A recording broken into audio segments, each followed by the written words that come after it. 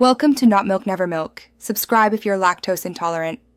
You begin by clipping the tuner onto the headstock, right next to the tuning pegs, so it senses vibrations clearly.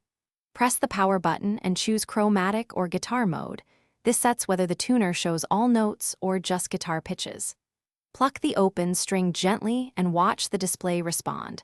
This confirms the tuner is picking up vibration rather than ambient noise.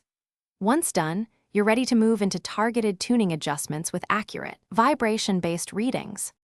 You now tune each string one at a time, starting with low E and moving to high E. Pluck the string with consistent, moderate force and observe the needle or strobe.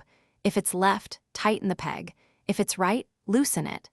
Make small turns as you approach center so you don't overshoot, and use natural harmonics to verify octaves when a note wavers.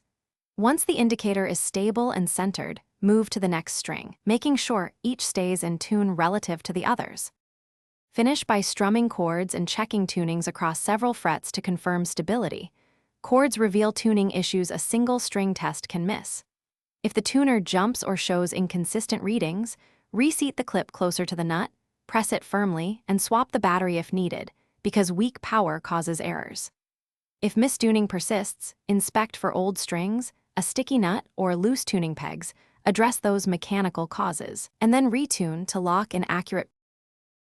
Thanks for watching. If this was helpful, leave a like and consider subscribing. See you next time.